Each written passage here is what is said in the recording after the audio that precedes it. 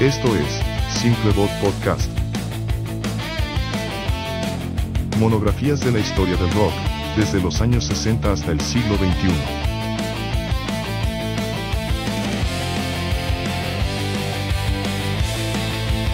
Conducido por Marisa Simpson y Juan Pleite. Bienvenidas y bienvenidos a esta exploración sonora. Hoy, nos vamos directo a una década clave, los años 80. Así es. ¿Y cómo estalló el rock en español, tanto en Latinoamérica como en España? Exacto. Tenemos aquí, pues, una colección de fuentes bastante interesante, ¿no? Artículos de revistas, análisis académicos, biografías, hasta pedacitos de documentales y discusiones en línea. Sí, es un material fascinante, la verdad. Y nuestra idea hoy es, desentrañar cómo este movimiento musical fue mucho más que solo canciones. Claro. Se convirtió en la voz de una generación entera, ¿no? Un espejo de tiempos, bastante agitados. Muy agitados. Y un fenómeno cultural que cruzó fronteras, unió al continente, llegó a España. Vamos a ver sus raíces, el contexto social, político. El caldo de cultivo. Justo. Los sonidos que lo definieron y, claro, las bandas que marcaron esa época. Exacto. Vamos a desglosar qué hizo tan potente y, tan duradero a este momento del rock en nuestro idioma. Empecemos el viaje. Venga. Para entender bien el boom de los 80s, creo que es útil, mirar un poquito atrás, ¿no? Sí, totalmente. Digo, hubo pioneros importantes como Ritchie Valens allá en los 50s, mezclando ritmos latinos y rock and roll. ¿Te acuerdas de La Bamba?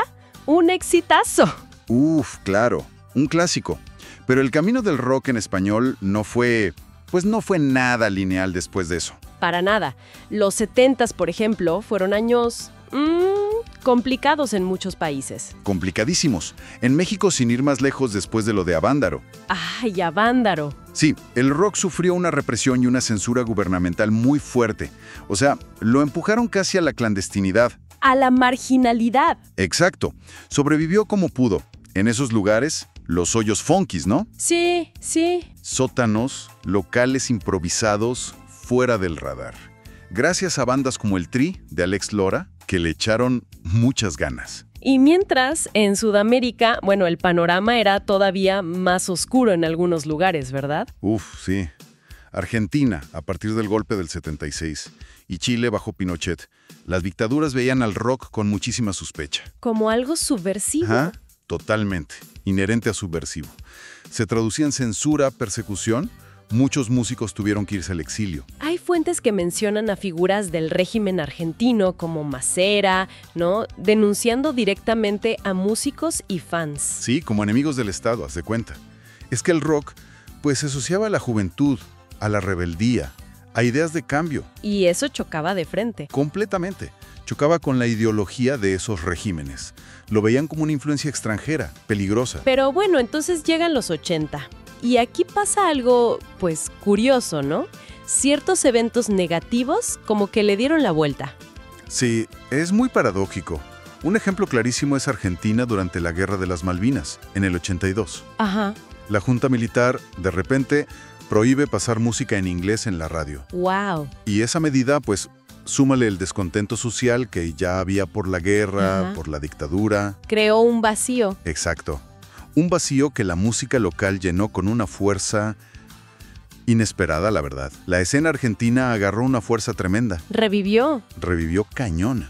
Incluso eventos como el Festival de la Solidaridad Latinoamericana, en mayo del 82. Que oficialmente era para las tropas, ¿no? Sí, para recaudar fondos, pero se convirtió en un espacio ambiguo.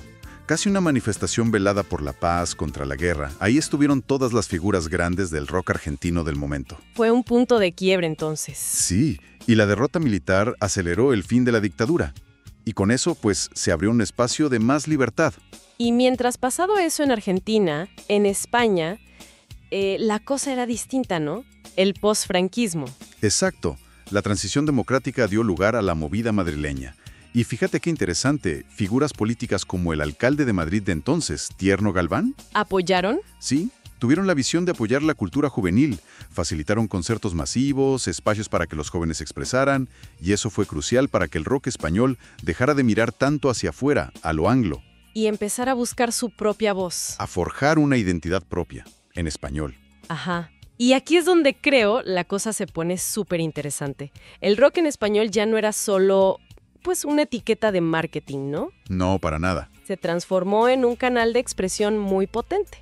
Las letras empezaron a hablarle, pues, directo a los jóvenes hispanohablantes. Totalmente. Conectando con sus realidades, sus frustraciones, sus sueños, se volvió un espejo y muchas veces una crítica directa de la situación política social. Como Los Prisioneros en Chile. Uf, sí. En pleno régimen de Pinochet, sacan letras como esa de Latinoamérica es un pueblo al sur de Estados Unidos. Brutal. Encapsulaba todo ese desencanto, esa visión crítica de una generación sobre la dependencia, la situación política del continente. Y esa línea, según leí, se inspiró en otra canción, ¿no? Sí. Fíjate qué curioso. Jorge González contó que se inspiró en una canción venezolana de las Cuatro Monedas, que a su vez era una versión de Desmond Dekker. Las vueltas que da la música. Qué conexión tan inesperada. Y en Argentina, pues estaba Luca Prodan con Sumo. Inclasificable, totalmente. Y sus letras, directas, crudas, a veces cínicas, como en La Rubia Tarada, ¿no? Tirando dardos contra la frivolidad, la hipocresía social. ¿Por qué te pelaste? Y yo, por el asco que da tu sociedad. Sin filtros. Exacto, sin filtros. Diste en el clavo con eso de la crudeza. Esas canciones en distintos países hablaban de la descomposición social, de la violencia en las calles, la falta de futuro, la represión. La crisis moral. Ajá, el rock se volvió una crónica, pues urgente, necesaria, y también una forma de escape, claro. Y además de las letras, musicalmente fue una licuadora, ¿no? No era un solo sonido. En absoluto, fue un crisol. Ahí se mezclaron las influencias globales que estaban de moda con las búsquedas de cada lugar.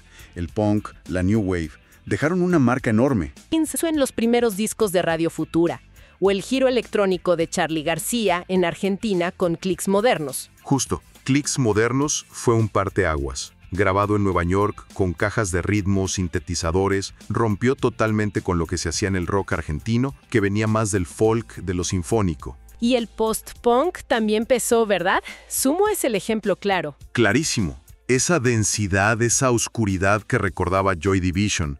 Hasta el título de su disco, Divididos por la Felicidad, es una referencia directa. Y el reggae también se coló bastante. Muchísimo. Sumo lo integró un montón, pero también bandas como Os Paralamas do Sucesso, en Brasil. Su disco Selvagem, del 86. Buenísimo. Mezclaba reggae con ritmos afrobrasileños y tenía un contenido político fuerte. Y Radio Futura en España también, coqueteó con esos ritmos caribeños. Y lo que me parece más distintivo es cómo muchas bandas empezaron a fusionar todo eso. Pues con cosas locales, ¿no? Buscando esa identidad sonora que decías. Ahí es donde surgen cosas muy originales. En México, Botellita de Jerez es un caso, emblemático con su Waka Rock. ¿El Waka Rock? Sí, una mezcla irreverente, con mucho humor, de rock and roll clásico con una identidad súper mexicana. Hasta en el nombre, la imagen. Su disco homónimo del 84 es clave. Fue una forma de reapropiarse del rock después de años de estar marginado. Esa búsqueda de raíces la vimos también en Radio Futura, ¿no? Que pasaron de un sonido más new wave a ese rock latino. Exacto, incorporando influencias afrocaribeñas en temas como Semilla Negra. Y bueno, aunque es un poquito posterior, es imposible no pensar en Café Tacuba con el Re del 94. Uf, el Re. Hoy es una obra maestra indiscutible, ¿no? Por ese eclecticismo brutal, esa conexión con la música popular mexicana. Totalmente. Pero es curioso recordar que en su momento como que generó cierta confusión en México. No fue aclamado de inmediato. A veces la innovación tarda en cuajar. Exacto, necesita tiempo para digerirse. Hablemos ahora de los protagonistas, de esas bandas que se volvieron, referentes. Argentina fue una potencia exportadora, ¿no? Sin duda. Soda Stereo, con Cerati al frente. Alcanzaron una popularidad continental que no se había visto antes. Marcaron un antes y un después con su sonido, su estética. Totalmente. Su legado es inmenso. Hay varios documentales que lo exploran muy bien. Y como contraste a Soda, estaba Sumo, con Luca Prodan. Ah, Luca. Ese frontman ítalo-británico, carismático, caótico y bastante incorrecto políticamente, no dudaba en criticar a bandas como Soda, los consideraba superficiales, chetos, como decían allá. Tenía su carácter. Y dejó una huella imborrable. Su mezcla de post-punk, reggae, funk, su actitud casi anárquica en el escenario, fue una influencia decisiva para bandas que vinieron después como Divididos, Las Pelotas. Que salieron de ahí mismo, ¿no? Exacto, formadas por exmiembros de Sumo después de que Luca murió. Vámonos a España. Radio Futura. Su evolución es fascinante. Sí, mucho. Empezaron súper ligados a la movida, con éxitos como Enamorado de la moda juvenil de su primer disco, Música Moderna. Pero luego renegaron de ese disco, ¿no? Sí, la misma banda terminó como desmarcándose. Sentían que la producción no los reflejaba, que la disquera los había encasillado un poco. Tuvieron broncas con la disquera, con Hispavox. Sí, conflictos importantes. Contaron después que sintieron que querían controlarles la dirección artística. Lograron romper ese contrato. ¿Y eso les dio libertad? Exacto. Les permitió evolucionar hacia un sonido mucho más personal, más ambicioso, explorando ese rock latino que decíamos. Discos como La Ley del Desierto, La Ley del Mar del 84 y La Canción de Juan Perro del 87 son pilares de esa transformación. Y de ahí salieron himnos como Escuela de Calor, con uno de los primeros videoclips hechos en España. Ajá. La famosa Semilla Negra, que originalmente Santiago Aucerón la hizo para Miguel Bosé. Y Bosé la descartó. ¡Qué suerte para ellos! Y para nosotros. O esa adaptación increíble del poema Annabel Lee de Poe. Brillante. Su influencia es innegable. Artistas súper distintos como Bumburi, Amaral, Estopa, lo citan como referencia clave. Lograron un equilibrio muy difícil entre experimentar y conectar con la gente. Y mientras Radio Futura iba por ese camino, digamos, más de exploración, otra banda española conquistaba al público masivo, Hombres G. Ah, Hombres G. Sí, con un enfoque diferente, más directo. Las fuentes dicen que empezaron con dificultades, que hasta pensaron en dejarlo. Sí, su primera disquera independiente, Lollipop, tuvo problemas económicos, pero encontraron una segunda vida con otro sello independiente, Twins. Y ahí sí, despegaron. ¡Cañón! Un éxito arrollador, no solo en España, en Latinoamérica también. Giras masivas en Perú, conciertos en Miami, hasta hicieron películas. La de Sufre Mamón, que aquí fue Devuélveme a mi chica. Esa misma. Y aunque se separaron en los 90, su regreso en los 2000 demostró que la conexión seguía ahí. Fueron, junto con Mecano y La Unión, pilares del pop rock español más popular de la década. Volviendo a México, la escena también, pues, hervía, ¿no? Además de Botellita de Jerez. Sí, surgieron bandas clave, Caifanes, por supuesto, que lograron una proyección internacional enorme con esa mezcla de post-punk, rock gótico, elementos mexicanos. Y Los Amantes de Lola, que tuvieron un empujón fuerte al ganar el concurso Rock en tu Idioma, ¿no? Exacto, organizado por BMG Ariola y la tienda Rocotitlán. Y su primer disco vendió más de 90,000 copias, una cifra impresionante para el rock mexicano de entonces. Era una locura. Y la diversidad era increíble, tenía esa maldita vecindad y Los Hijos del Quinto Patio, con esa fusión de rock, ska, punk, ritmos tradicionales. ¡Qué energía! Fobia, con un sonido más pop, letras ingeniosas. Ajá, y desde Chile, como ya dijimos, Los Prisioneros. Su impacto social, político, fue tremendo en ese contexto de dictadura, a pesar de las broncas internas que tuvieron después. El concepto Rock en tu Idioma, aunque fuera un concurso, parece que funcionó como una etiqueta útil, ¿no? Para agrupar todo esto. Sí, aunque nació como una estrategia de marketing, sobre todo de BMG, sí tuvo el efecto de crear una mayor conciencia de unidad pan-latinoamericana en el rock. Como un movimiento. Ajá, y lo más importante, facilitó algo que antes era casi impensable, que las bandas hicieran giras internacionales exitosas por toda Latinoamérica. Llenando estadios, vendiendo discos. Exacto, creando un verdadero circuito continental para el rock en nuestro idioma. Eso fue un cambio radical. Claro, todo este fenómeno no pasó en un vacío. La industria musical, los medios, fueron actores clave. A veces para bien, a veces... Condicionando, ¿sí? Al principio los sellos independientes fueron vitales. En España, Lollipop o Twist apostaron por Hombres G cuando las grandes no les hacían caso. Y en México hubo intentos como Comrock, ¿no? Aunque duró poco. Sí, Comrock en el 85 fue importante. Apoyó a bandas como Kenny and the Electrics. Y otros sellos como Discos Pentagrama, más tarde Culebra Records, fueron clave para darle salida a la escena local. Pero las multinacionales olieron el negocio. Claro, no tardaron. CBS, que luego fue Sony, Ariola de BMG, acabaron fichando a los que más vendían. Soda, Caifanes, Mecano, Radio Futura, Los Amantes de Lola. Lo cual les dio una plataforma enorme. Masiva. Pero también en algunos casos, pues implicó más presiones comerciales, intentos de dirigir el sonido. Es la tensión de siempre, ¿no? Entre arte y negocio. ¿Y los medios? ¿Cómo jugaron en esta ecuación? ¿Se subieron al barco? Fueron cruciales, aunque la apertura fue gradual. La radio fue quizá la más importante al inicio. En México, estaciones como Rock 101 se volvieron icónicas. AUP dicen que al principio mezclaban mucho con rock en inglés. Sí, es cierto. Pero poco a poco fueron abriendo más espacio. Y programas más específicos, como Rock en la Urbe de Radio Educación, que empezó en el 89. Esos fueron vitales para lo emergente, ¿no? Sí, para dar espacio a bandas nuevas, sonidos menos comerciales, hasta ponían demos, maquetas. Y en España los 40 principales, con su expansión por satélite. Uf, se volvieron un vehículo masivo para popularizar a estos artistas en todo el país. La tele también entró, aunque a su modo. Sí, en México programas de Televisa como Estrellas de los 80s o Super Rock en concierto metían actuaciones de bandas de rock en español. Pero mezcladas con artistas pop internacionales o rock anglo. Exacto.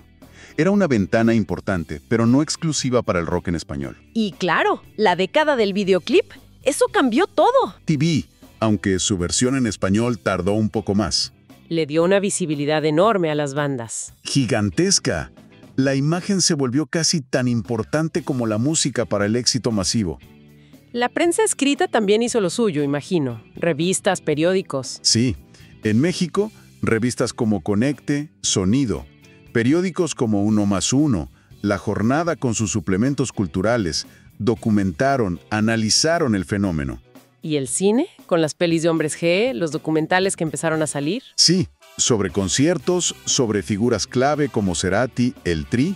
Todo eso ayudó a construir la mitología del movimiento, ¿no? Y finalmente, el escenario, los conciertos. Ahí estaba la energía pura. Era la prueba de fuego y el lugar de comunión entre las bandas y la gente. Vimos cómo los grupos pasaron de tocar en hoyos en foros subterráneos. Lugares míticos como Rocotitlán, aquí en la Ciudad de México. Exacto, a llenar plazas, estadios, auditorios. Y eso profesionalizó todo.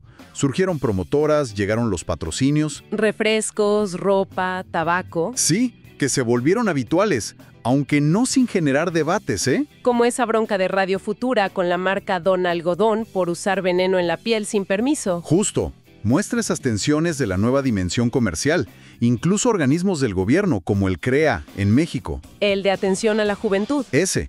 Llegaron a organizar giras de rock reconociendo que era algo popular, con arraigo. Se armó todo un ecosistema. Muy bien. Pues, después de todo este recorrido que ha sido intenso, si tratamos de sintetizar, ¿cuál dirías que es el gran legado de los 80 para el rock en español? Fue la década de la consolidación, ¿no? Como una fuerza cultural, comercial, importante en el mundo hispano. Totalmente. Fue una mezcla muy potente de creatividad desbordante, de respuesta a contextos sociales, políticos muy específicos. Y el boom de los medios ayudando. Y el aprovechamiento de esa industria mediática en expansión, sí. Vimos nacer y crecer a bandas de Argentina, España, México, Chile, que encontraron una voz genuina. Que crearon sonidos con identidad propia. Exacto, fusionando lo global con lo local. Y que conectaron de una forma muy profunda con las inquietudes, con la energía de millones de jóvenes. Y esa influencia sigue ahí. Las fuentes lo dicen. Bandas que vinieron después, como Café Tacuba, lo reconocen abiertamente. Claro, y artistas de otras generaciones, desde Bunbury hasta Amaral o Estopa, señalan a grupos como Radio Futura como referentes, pues indispensables. Se volvieron leyendas, ¿no? Como dice una de las biografías sobre los amantes de Lola. Sí, abrieron un camino. Demostraron que se podía hacer rock de calidad mundial, relevante, con identidad, cantando en español. ¿Y que podía viajar? Y que podía viajar y triunfar fuera de sus países. Crearon un mercado y una conciencia colectiva. Eso fue enorme. Y para cerrar, Una de las fuentes académicas dejaba una reflexión interesante, casi una pregunta abierta. A ver, Más allá del éxito, del arte, de la catarsis en los conciertos, ¿tuvo este movimiento un impacto real, duradero, en cambiar las situaciones políticas que denunciaba en muchos países? es la gran pregunta, ¿verdad? Y no tiene respuesta fácil. Nada fácil. ¿Hasta qué punto esa energía contestataria, esas letras críticas, se tradujeron en cambios reales en las estructuras sociales, políticas? ¿O fue más que nada un fenómeno cultural y de mercado? ¿Cuál fue el impacto profundo? Exacto. Evaluar ese impacto a largo plazo sigue siendo un desafío, una muy buena inquietud para quedarnos pensando. Hasta la próxima exploración.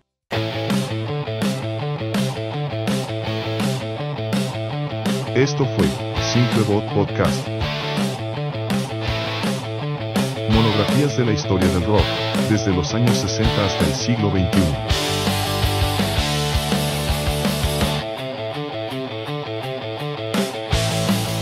Conducido por Marisa Simpson y Juan Pleite.